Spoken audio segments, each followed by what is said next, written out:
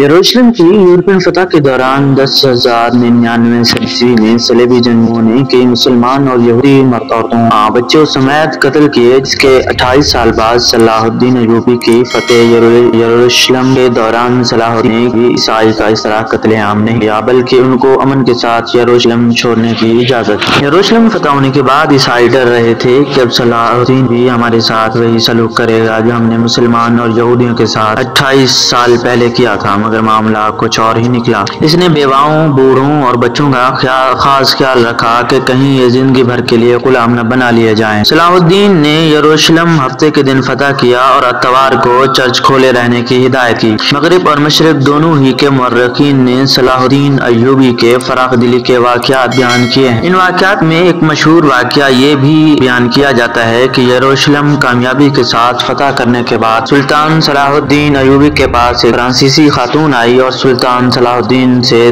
مدد طلب کرنے لگی۔ معلوم کرنے پر پتہ چلا کہ اس خاتون کا بچہ اغوا کر لیا گیا ہے، جیسے غلام میں بیچ دیا ہے۔ صلاح الدین نے اس عورت کی التجا سن کر حکم دیا کہ اس عورت کے بچے کو ڈھونڈا جائے۔ سلطان صلاح الدین ایوبی کے سپاہیوں کی کوشش کے بعد آخرکار اس بچے کا پتہ چل ہی گیا، جس کے بعد صلاح الدین نے اس فرانسیسی خاتون کو اس کا بچہ واپس دلوایا۔ مورخ رینی گروسیپ نے کہا کہ سلطان صلاح الدین ایوبی کی فراخ دلی ان کی پرہیزگاری جنونیت سے مبرا ہے۔ انہوں نے اسلام کی سرزمین کے نسبت میں فرانس شام میں کوئی کم مقبولیت حاصل نہیں۔ جہاں لوگ سلطان صلاح الدین ایوبی کو ظالم قرار دیتے ہیں، وہیں پر ان کو یہ معلوم ہونا چاہیے کہ سلطان صلاح الدین ایوبی مغرب میں نہ صرف اپنی یروشلم کے فتح کے باعث مشہور تھا، بلکہ ان کی فراخ دلی اور عادل لیڈر ہونے کی خوبی بھی ان کی وجہ شہرت بنی۔